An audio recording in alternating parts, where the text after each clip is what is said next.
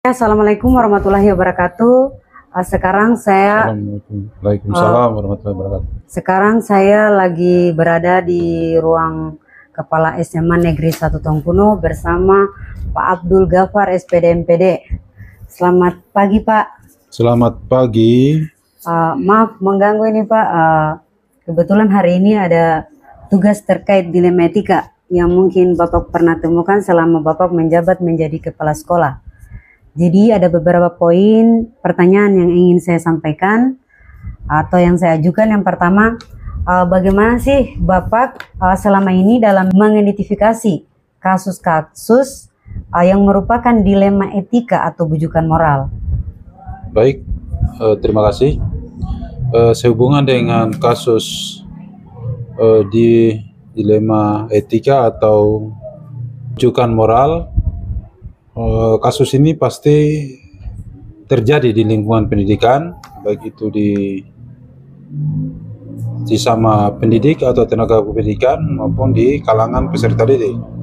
Hal yang terpenting adalah langkah pertama yang kita lakukan adalah bagaimana kita melihat kasus itu, atau ada kelakar kasus yang kaitannya dengan bujukan moral. Sudah pasti itu juga kita pilakan atau kita perlu garis bawahi bahwa itu harus membutuhkan penyelesaian yang tepat. Jadi langkah yang kita lakukan adalah identifikasi masalah. Kenapa kasus ini bisa terjadi? Itu mungkin yang kita lakukan yang pertama. Oke. Iya.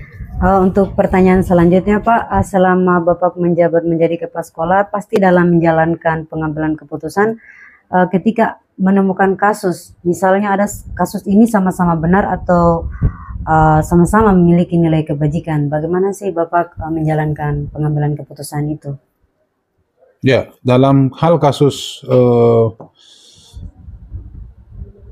etika, sudah pasti ini ada diperhadapkan pada dua hal, yaitu etika yang benar dan etika yang salah. Yang kita cegah di sini adalah etika yang salah, karena bagaimana hal ini bisa kita cegah supaya tidak terjadi, dan ini membutuhkan energi positif atau mindset cara berpikir yang positif agar kasus ini bisa diselesaikan dan tidak berdampak pada, khususnya pada faktor baik itu internal maupun eksternal dalam lingkungan salah satu satuan pendidikan. Ya. Oke, untuk pertanyaan selanjutnya Pak, begini, ketika selama Bapak menjabat pasti kan ada langkah-langkah atau prosedur dalam menangani kasus terkait dilema etika, yaitu bagaimana cara mengambil keputusan. Langkah-langkahnya seperti bagaimana Pak atau prosedurnya? Ya baik, yang pertama yang harus kita lakukan ketika kita menemukan kasus seperti ini, yang pertama yaitu kita lakukan identifikasi masalah kasus itu. Setelah kita identifikasi masalahnya, kemudian ini kita cari jalan keluar atau solusinya untuk menyelesaikan kasus, terutama mungkin lewat forum diskusi atau musyawarah, baik itu yang dilakukan oleh sesama guru maupun antara guru dan kepala sekolah, ataupun juga kalau kasus ini terjadi di lingkungan pendidik atau tenaga kependidikan.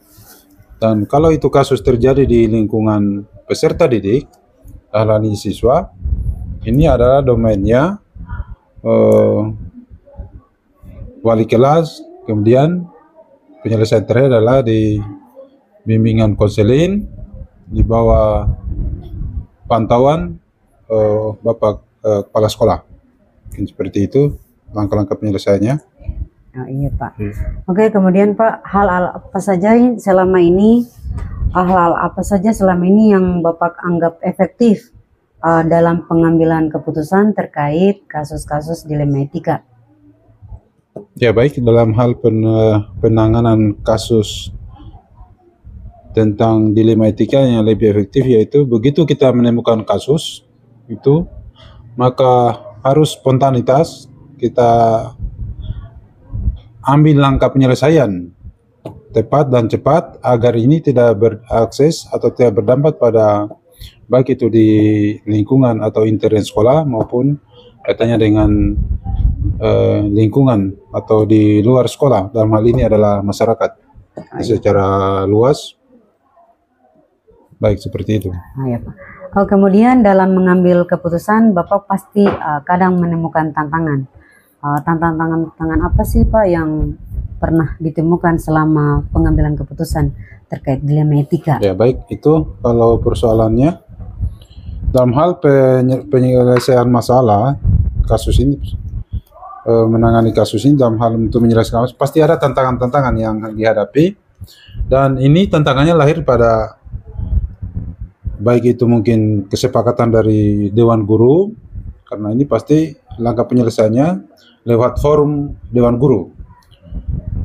Hambatan yang kita hadapi adalah karena di sini ada yang disebabkan oleh perbedaan persepsi atau tanggapan tentang penyelesaian kasus itu, tapi dengan niatan yang baik dan lewat forum musyawarah bisa kita tempuh jalan penyelesaiannya, yang intinya di sini adalah membangun komunikasi, kolaborasi di antara sesama guru, baik sama guru maupun wakil kepala sekolah, duduk dalam suatu forum untuk menyelesaikan kasus ini. Dan kepala sekolah dalam hal ini hanya sebagai yang bertanggung jawab, kalau ini bagaimana teknik yang tepat untuk menyelesaikan kasus ini lewat forum Dewan Guru tersebut. Berarti Bapak mengedepankan musyawarah seperti itu kan Pak? Ya, membangun komunikasi. Yang depan adalah musyawarah untuk menyelesaikan kasus-kasus ini.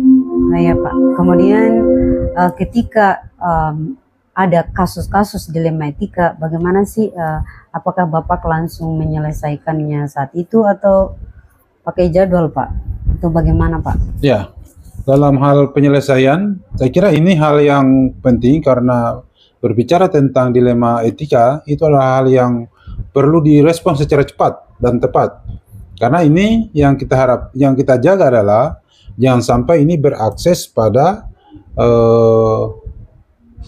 faktor eksternal. Artinya sebelum kasus ini tiba di masyarakat, apalagi kondisi sekarang ini dengan konten media yang begitu cepat bisa mengakses informasi, jadi sebelum itu hal itu diekspos, terbaru kita harus ambil langkah cepat. Jadi begitu kasus kita temukan, itu harus spontan kita selesaikan secara cepat dan tepat supaya tidak berdampak aksesnya ke masyarakat. Ya. Oh iya Pak. Kemudian dalam mengambil keputusan, adakah faktor-faktor atau seseorang yang membantu Bapak dalam pengambilan keputusan terkait kasus-kasus dilema etika? Ya, di sebuah lembaga atau unit kerja, apalagi kita ini bernaung di lembaga pendidikan, dalam satu pendidikan, memang ada hal-hal yang perlu membutuhkan bantuan orang lain. Kalau di sekolah ya terutama mungkin para pembantu kepala sekolah dan wakil kepala sekolah. Kemudian setelah dibangun komunikasi untuk wakil kepala sekolah, juga ini mungkin lewat Dewan Guru. Dan satu juga hal yang penting di sini adalah tetap kita membangun komunikasi dengan pihak perwakilan orang tua siswa, dalam hal ini adalah komite sekolah, karena itu menjadi lembaga, salah satu lembaga yang ada di sekolah untuk membantu semua kegiatan kita di sekolah. Itu adalah koordinasinya ke pengurus komite atau yang mewakili orang tua peserta didik. Ya. Iya Pak. Kemudian ada pertanyaan terakhir ini Pak. Dari semua hal yang telah disampaikan, apa sih yang Bapak petik atau pengalaman selama mengambil keputusan terkait dilema etika? Oke, baik. Dari beberapa kasus yang terjadi, ya memang dalam suatu kepemimpinan itu ada hal memang yang sifatnya positif dan negatif. Jadi untuk hal ini yang paling terkesan adalah bahwa ketika kasus itu ada atau muncul, ditemukan, maka langkah-langkah yang harus kita lakukan harus tepat dan cepat sesuai dengan tahapan penyelesaiannya, dengan mempertimbangkan dalam hal penyelesaian kasus-kasus seperti ini adalah tidak merugikan salah satu pihak. Artinya keputusannya harus berimbang dan itu menjadi solusi positif dalam hal penyelesaian kasus tersebut agar tidak terulang. Ya, harapan kita adalah ketika muncul kasus itu kita selesaikan secara cepat dan tepat, dan ini harapannya ada pembelajaran yang terpenting dari kasus ini supaya tidak terjadi. Ya, karena sudah pasti namanya sebuah kasus itu ada, kalau penyelesaiannya tidak tepat maka tidak dapat dijamin bahwa kasus itu akan terjadi lagi kalau penyelesaiannya tidak cepat dan tepat. Ya, saya kira seperti itu. Oh ya Pak, terima kasih atas waktunya Pak terkait dilema etika yang mungkin Bapak pernah temukan. Oke, terima kasih.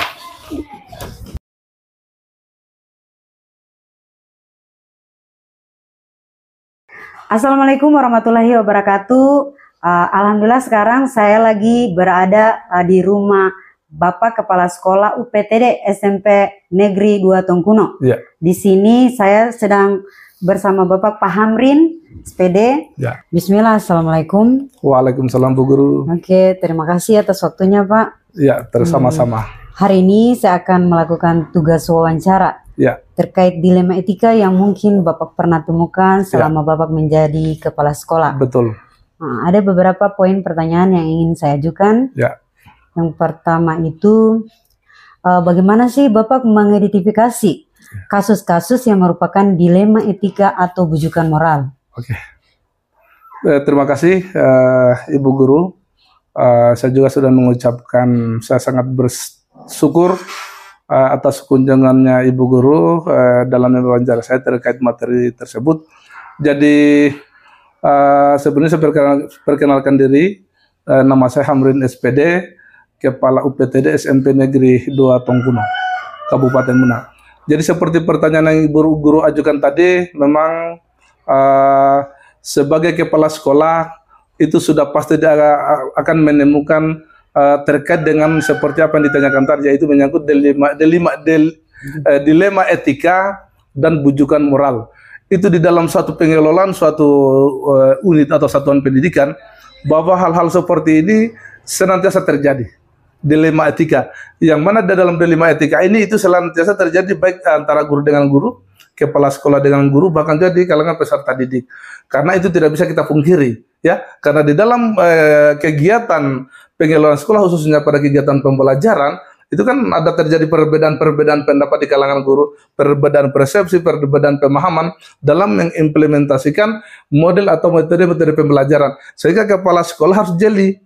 Ya, kami harus jeli dan harus membuat sebuah perencanaan terkait dengan bagaimana kita mengidentifikasi. Untuk mengidentifikasinya itu adalah mungkin dengan secara yang sederhana, yaitu dengan melakukan misalnya sebuah pertemuan, ya, melakukan sebuah kegiatan kolaborasi dan berbagi di kalangan semua guru. Kemudian juga di samping itu juga kepala sekolah juga melakukan wawancara dengan guru dan hal seperti itu, sehingga kami dengan mudah melakukan identifikasi terkait dengan dilema etika dan bujukan moral di satuan pendidikan kami. Oh iya, terima kasih Pak untuk pertanyaan kedua ini Pak. Bagaimana sih selama Bapak menjabat itu bagaimana Bapak pengambilan keputusannya terkait dilema etika? Apakah Bapak pernah menemukan kasus yang berbenturan atau kasus yang sama-sama benar atau memiliki nilai kebajikan? Oke. Bagus sekali pertanyaannya Bu Guru atas sangkutin, karena itu menyangkut tugas dan pokok tugas, fungsi dan oleh seorang kepala sekolah sebagai manajer dan leader di satuan pendidikan. Jadi hal-hal seperti atau kasus-kasus seperti ini adalah sering kita temukan di dalam kegiatan atau di dalam kegiatan melakukan pengelolaan sekolah, yang mana contoh-contoh konkretnya misalnya ada dua guru di mata pelajaran yang sama ingin menerapkan sebuah metode pembelajaran di suatu kelas, maka di situ adalah tentu mereka akan memiliki perbedaan pemahaman, sementara ini sama-sama benar. Itu sering kita temukan. Ya, itu sering kita temukan di kalangan guru dan itu memiliki nilai kebajikan dan dua-duanya benar. Nah, dua-duanya benar. Hanya itu bagi saya sebagai kepala sekolah itu merupakan manfaat yang besar. Dan itu adalah rahmat dan juga kemaslahatan buat sekolah, terkhusus buat peserta didik. Karena pada intinya silakan guru-guru mengembangkan potensinya, silakan guru-guru mengembangkan metodenya, silakan guru-guru mengembangkan perangkat pembelajarannya, modul ajarnya. Pada intinya untuk kemaslahatan murid, karena pada intinya kegiatan benar-benar berpusat pada peserta didik. Ya, berarti Pak ketika menemukan masalah itu langsung disesuaikan dengan aturan begitu Pak? Ya, jadi pada prinsipnya begini, kami di situ tidak memiliki sebuah aturan karena sifatnya dia adalah relatif, ya. Sudah sifatnya dia relatif, jadi kepala sekolah begitu sudah mengidentifikasi, maka kepala sekolah membuat sebuah rumusan, ya, bagaimana langkah-langkah alternatif solusi dalam pemecahan ketika ada hal-hal seperti itu.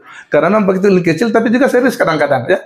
Padahal hal ini mengandung kebenaran, mengandung sebuah kemaslahatan, mengandung sebuah manfaat. Tapi kadang-kadang diperdebatkan. Nah, kepala sekolah disitulah mengambil poros tengah. Kepala sekolah itu mengambil sebuah peran untuk menyelesaikan agar bagaimana benar-benar dua-duanya adalah sama-sama benar.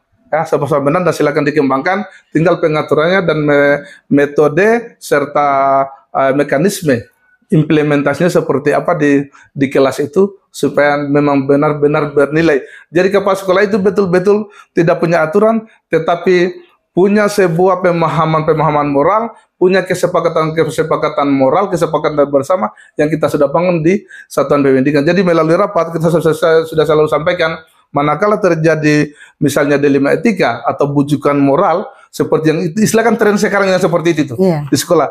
Kan dulu di masa lalu banyak hal seperti itu. Nanti sekarang diistilahkan dengan dilema etika dan bujukan moral. Tapi itu sungguh sangat menarik dan alhamdulillah teman-teman juga saat itu sudah memahami. Silakan kita berbeda, yang penting sama-sama benar. Itu punya nilai manfaat yang baik. Terima kasih atas jawabannya Pak. Mau lanjut ini pertanyaan. Silakan Bu Guru. Di sini langkah-langkah apa yang Bapak lakukan dalam mengambil keputusan ketika yang terkait dilema etika, langkah-langkahnya? Oke, itu menarik sekali Bu Guru. Ada beberapa langkah saya lakukan kepala sekolah yang saya lakukan di sekolah. Yang pertama, ketika terjadi hal-hal seperti dilematika tadi, saya sudah punya rumusan. Kemudian saya mengadakan sebuah pertemuan dengan teman-teman dan kita bahas bersama, kita sepakat bersama. Kemudian setelah itu kami menentukan bahwa inilah bentuk-bentuk dilema etika. Manakala ini terjadi, maka solusi-solusi langkah-langkah penyelesaiannya adalah seperti yang pertama, mengundang guru tersebut dengan bersama. Ya karena itu kan seperti tadi ada perbedaan pendapat namun sama. Jadi saya panggil dua-duanya, kemudian kita akan bahas dan juga saya minta masukan dari guru-guru senior, dari wakil kepala sekolah, dari guru BK yang betul-betul mereka itu mumpuni dan memiliki pemahaman yang baik terkait itu. Kemudian langkah selanjutnya setelah kita melakukan sebuah pertemuan, kita berdiskusi, ada kesepakatan yang kami lanjutkan. Kemudian kita tuangkan dalam sebuah berita acara.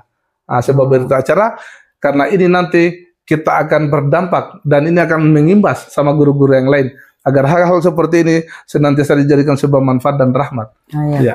Oh, luar biasa sekali Pak. Berarti Bapak mengedepankan musyawarah. Musyawarah mufakat. Oh iya, pertanyaan selanjutnya, hal-hal apa selama ini Bapak yang menganggap efektif dalam pengambilan keputusan pada kasus-kasus dilema etika yang dianggap efektif? Misalnya seperti apa yang saya jelaskan tadi, maka kami akan bahas bersama di dalam sebuah forum. Kemudian di situ juga kadang-kadang saya mengundang masukan dari komite, dari perwakilan orang tua siswa. Karena itu hal-hal seperti itu harus melibatkan orang tua siswa. Peran orang tua siswa sangat penting. Dan ini saya anggap efektif karena saya panggil di sebuah ruangan rapat, ruangan pertemuan guru. Kemudian di situ kita akan diskusi bersama, kita desain bersama, dan pada prinsipnya apa yang selalu kita sepakati, mereka implementasikan dengan baik, mereka laksanakan dengan baik, hampir tidak ada masalah karena konsekuensinya adalah bagaimana guru itu mengembangkan kompetensinya, mengembangkan perilakunya yang positif dan baik untuk semua yang berpihak dan berpusat pada kepentingan peserta didik. Itu yang paling inti. Jadi kami efektif sekali kita menemukan kasus-kasus seperti itu dalam penyelesaiannya. Dan itu betul-betul itu konsen, betul-betul itu kita fokus. Kecil tapi dampaknya besar. Ya, supaya jangan terbawa di luar lah. perbedaan itu, diskusi itu, kemudian perbedaan itu jangan selalu senantiasa terbawa di luar. Tapi betul-betul kita selesaikan dengan musyawarah mufakat, kemudian dengan betul-betul diselesaikan dengan pemahaman perasaan secara perasaan bersama. Luar biasa sekali nih Pak. Oke, kemudian kan di dalam mengambil keputusan pasti ada tantangan Pak. Ya. Yang saya tanyakan hal apa saja yang menjadi tantangan nih Pak? Oke, baik Bu Guru. Dalam mengambil keputusan. Baik Bu Guru, saya sangat berterima kasih sekali dengan pertanyaan yang sangat bagus. Artinya di dalam menjalankan sebuah pekerjaan, sebuah tugas, pekerjaan apapun, tugas apapun, maka tentu mulai dari tantangan. Bagi saya, tantangan itu adalah merupakan sesuatu langkah untuk kita mau maju. Saya tidak jadikan itu sebuah hambatan. Padahal nyatanya itu adalah merupakan sebuah tantangan. Terkadang kalau itu kita biarkan, maka itu berdampak pada pembelajaran, berdampak pada kekompakan guru. Kalau kita biarkan, olehnya itu tantangannya itu ada. Terkadang guru berbeda pemahaman, guru berbeda persepsi tentang salah satu contohnya misalnya tentang proses pembelajaran atau metode pembelajaran. Kemudian juga misalnya tugas-tugas pokok guru, tugas-tugas rutin guru yang terjadi perbedaan-perbedaan seperti itu. Kadang ada guru satu yang menerima, ada juga guru yang tidak menerima, itu tantangannya. Kemudian juga saat ini juga ada beberapa guru yang menjadi tantangan, kadang-kadang juga dia berada di zona nyaman terhadap IT atau TIK, pembelajaran TIK. Padahal saat ini kami lagi mendorong, kami lagi bertransformasi agar pembelajaran di satuan pendidikan benar-benar berbasis TIK. Karena TIK adalah merupakan tantangan zaman, tuntutan zaman. Hari ini masih ada juga sebagian kecil guru, beberapa guru juga masih menganggap remeh. Dia akan aman-aman saja dan dia tidak hirau. Pada akhirnya kita memberikan pemahaman seperti itu, seperti apa saya katakan tadi, kita bermusyawarah, kita mendengarkan sama-sama, kita bergerak sama-sama untuk mewujudkan merdeka belajar. Pada akhirnya juga dia paham. Padahal dia paham, dia kan penuh perasaan, hanya berupa keyakinan, hanya berupa pemahaman. Ya, kami senantiasa melakukan kegiatan coaching dan lain sebagainya dengan guru-guru karena itu sangat efektif. Oh iya, wah luar biasa sekali nih Pak jawabannya. Kemudian ada pertanyaan lanjutan ini Pak. Ketika Bapak menemukan suatu kasus dan mengambil keputusan, apakah Bapak memiliki jadwal tersendiri atau pakai jadwal atau langsung diselesaikan atau bagaimana Pak? Jadi saya memahami dan menyadari bahwa tugas utama kepala sekolah itu di dalam tupoksinya adalah menyiapkan daripada program kerja kepala sekolah. Ada program jangka panjang, ada program kerja jangka pendek, ada program kerja jangka pendek atau tahunan. Itu sama masuk dalam program kerja saya untuk tahunan. Hal-hal penyelesaian sikapnya yang sifatnya mengenai kegiatan-kegiatan atau yang sifatnya dilema etika itu. Saya itu sama masuk dalam program kerja kepala sekolah. Jadi memang saya sudah punya jadwal. Saya sudah punya catatan. Saya tidak menyelesaikan di tempat itu. Karena itu adalah kurang efektif. Saya senantiasa berdasarkan jadwal, saya hanya membuat catatan. Oh, di sana itu ada terjadi miskomunikasi, ada terjadi masalah dilema etika, bujukan moral, saya punya catatan.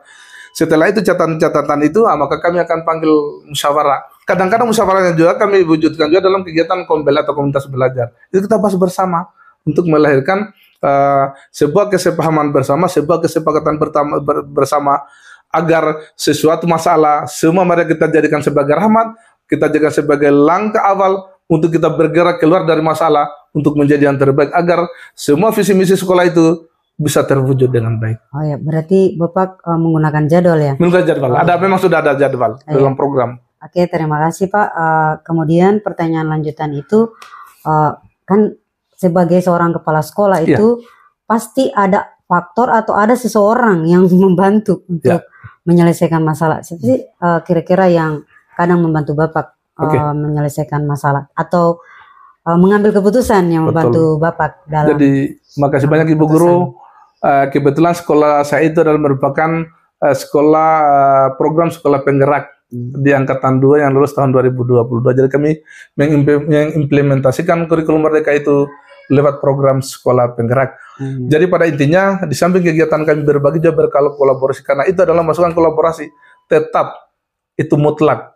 bahwa kepala sekolah tidak bisa mengambil sebuah kebijakan dan keputusan hanya pendapatnya sendiri, tetap melibatkan semua elemen, semua unsur, baik itu guru maupun tenaga kependidikan dan perwakilan orang tua, karena itu masuk mereka itu merupakan semua masuk pada komponen warga sekolah. Itu yang kami pahami saat ini, bahwa komponen warga sekolah itu adalah dari pengawas, kepala sekolah, guru, tenaga pendidik, siswa, perwakilan orang tua siswa, mitra. Itu dalam warga sekolah. Jadi kalau saya harus memaksakan keputusan sendiri atau berdasarkan masukan sendiri, pendapat sendiri, maka tentu bisa saja berhasil, bisa tidak. Tapi kalau itu menjadi rumusan bersama, perencanaan bersama, guru senior, guru pengalaman, kemudian guru-guru yang mumpuni, yang kompeten kita libatkan. Karena itu sifatnya kolaborasi. Dari hasil apa yang menjadi rumusan bersama, itulah yang kami terapkan. Insya Allah teman-teman akan menerima dengan baik. Oh, berarti yang membantu Bapak selama ini seluruh warga sekolah. Terutama kayak wakil kepala sekolah, seperti saya katakan tadi, kemudian guru-guru senior, seluruh guru, ada juga tendik itu perlu karena itu menyangkut pengelolaan administrasi sekolah. Perwakilan orang tua siswa atau komite, saya betul-betul saya ajak, saya datangi, kadang dia datang, kita akan senantiasa komunikasi dan saya sampaikan bahwa inilah yang perlu patut kita selesaikan, khususnya terkait dengan masalah-masalah dilema etika dan bujukan moral. Itu penting sekali. Wah, luar biasa ini. Kemudian pertanyaannya kan tadi yang mempermudah berarti kolaborasi dengan seluruh warga. Ya. Kemudian di sini pertanyaan terakhir ini Pak, dari semua tadi hal yang sudah disampaikan, pembelajaran apa sih yang Bapak dapatkan atau pengalaman apa saja selama mengambil keputusan? Banyak hal. Jadi banyak hal yang saya dapatkan, banyak pembelajaran yang saya dapatkan. Yang pertama, sebagai seorang kepala sekolah, maka saya memiliki pengalaman agar bagaimana di dalam membuat suatu kebijakan dan keputusan berdasarkan musyawarah mufakat dengan seluruh teman-teman dari seluruh warga sekolah. Itu pengalaman. Pengalaman yang kedua, hal-hal seperti kan hal-hal baru, dilema etika, bujukan moral, saya anggap sebuah pengalaman yang kita terapkan di satuan pendidikan. Dan saya ini, seperti yang Ibu wawancara saya ini, saya mengambil pelajaran ini, saya mengambil pelajaran. Kemudian juga yang tren sekarang ada penyelesaian masalah dari segitiga restitusi, itu semua kolaborasi, berbagi. Itu semua saya ambil pelajaran. Jadi saya sangat senang dan saya membuatkan sebuah catatan dan tidak cukup sampai sama saya, tapi saya impaskan dengan teman-teman yang lain bahwa ini pembelajaran yang saya ambil dari kegiatan-kegiatan kita. Mari kita bersama bergerak, serentak bergerak, wujudkan Merdeka Belajar. Oke, terima kasih Pak. Ya. Terima kasih banyak ini waktunya Pak. Iya, sama-sama Bu. Saya kira cukup wawancara kita terkait dilematika yang mungkin Bapak pernah temukan selama Bapak menjabat. Terima kasih atas waktunya Pak. Makasih banyak Bu. Makasih banyak Bu. Makasih banyak Bu.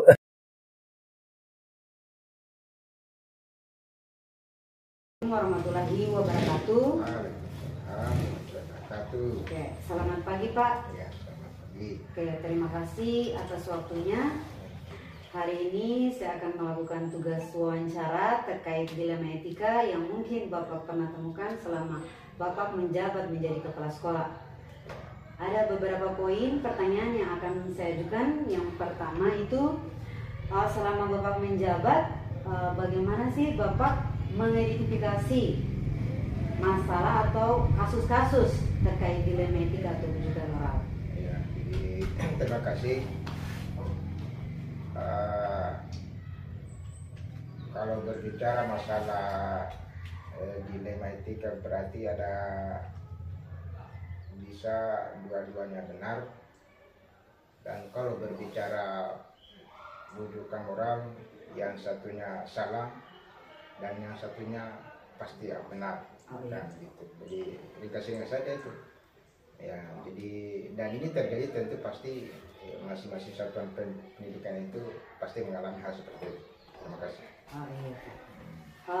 Untuk pertanyaan lanjutan, ketika Bapak selama menjabat itu, bagaimana sih Bapak mengambil keputusan ketika menemukan ada kasus sama-sama benar atau sama-sama memiliki nilai kebajikan?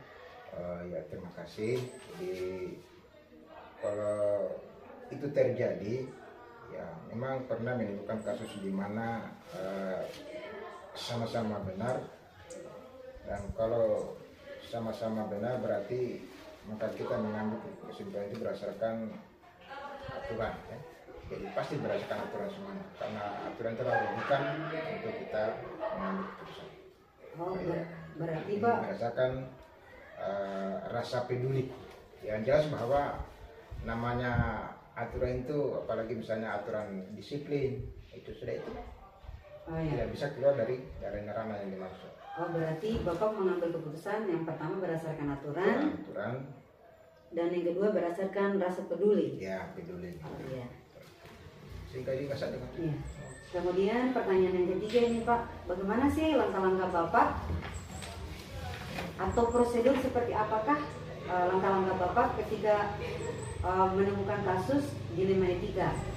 Ya, Bagaimana Bapak mengambil keputusan atau langkah-langkah prosedurnya? langkah-langkahnya, Iya. nah semacam urutan Iya, ketika menyelesaikan Bapak masalah. ketika Yang Bapak pertama ya kita identifikasi dulu masalah. iya. Ya, jadi itu masalah kan bukan langsung kita tangani, tapi kita identifikasi masalah apa yang menjadi masalah pada waktu kejadian ini. Kemudian yang kedua, ya kita harus mencari fakta-fakta lah. Nah, artinya dia fakta itu berarti sudah bilang berkaitan dengan masalah. Jadi fakta itu perlu dia. Jadi kalau orang mencari masalah tidak ada fakta-fakta, tidak ada dokumentasi, misalnya apa yang diselesaikan? Kan gitu. Yang ketiga, menyamakan persepsi. Ya, karena itu pasti kan kalau kita ingin masalah itu kan di sana Pak, bahasanya begini, di sana lain itu pasti berbeda. Itu menjadi satu nanti. Apalagi misalnya jadi saksi ya, yang melihat, ya, pasti kan berbeda-beda. Kemudian yang berikut, ya sudah jelas bahwa kalau yang keempat itu harus berkolaborasi. Saya kira hari ini itu yang zamannya perubahan ini, kolaborasi sangat penting. Oh, iya. Terima kasih. Hal-hal apa sih yang Bapak anggap efektif selama pengambilan keputusan selama Bapak menjabat, yang Bapak anggap efektif? Ya, jadi kalau saya itu sebenarnya kalau berbicara untuk pengambilan keputusan ini pada kondisi hari ini itu salah satu yang sangat penting adalah kolaborasi dengan teman-teman, mungkin dari pihak lain, mungkin dari kepolisian atau mungkin dari pihak kesehatan yang obat-obatan. Kemudian dan semua itu adalah menyangkut masalah etika. Tantangan terbesar Bapak selama mengambil keputusan itu apa? Kayak siswa di sekolah melanggar suatu etika atau aturan, itu kan misalnya pelecehan seksual misalnya, itu kan saudara di sekolah itu sudah mengajukan pemanggilan orang tua.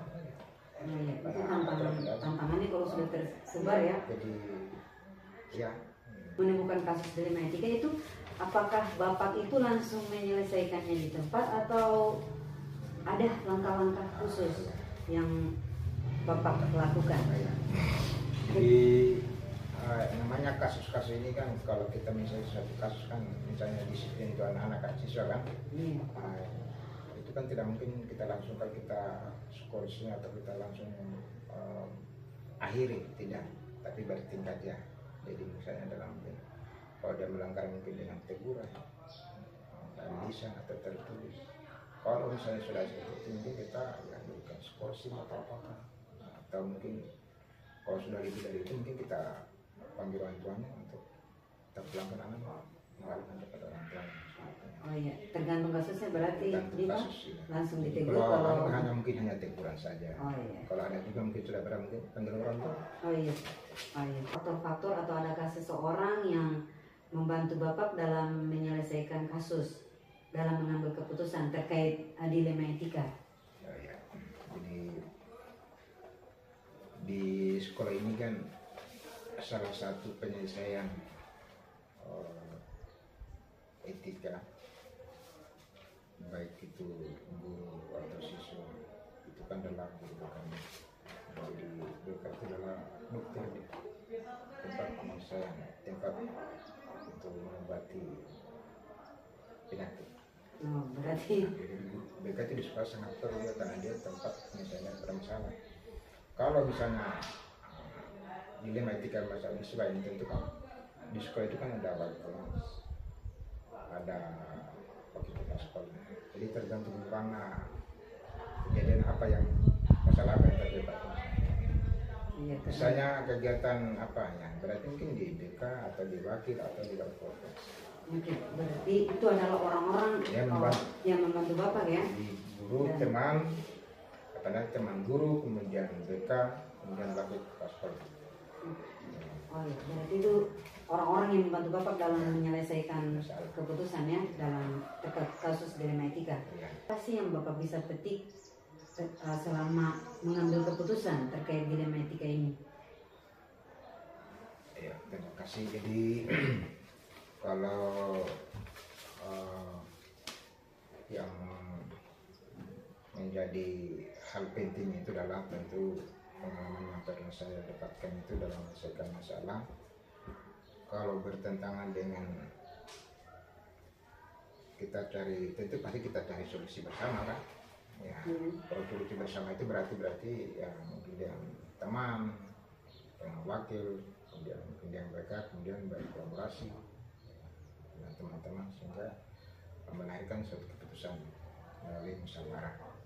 Oh, berarti Bapak mengedepankan musyawarah. Musyawarah ya, bersama ya. Oh iya, iya. Oke, mungkin Pak cukup wawancara kita hari ini. Ya, artinya bahwa itu ya yang kita inginkan jangan ada yang merugikan. Oh iya, berarti Karena ada berpihak, musyawarah itu berarti tidak ada yang merugikan. ya berpihak pada murid dan Ya, warga. Warga. Jadi tidak ada yang dirugikan. Merugikan. Oke.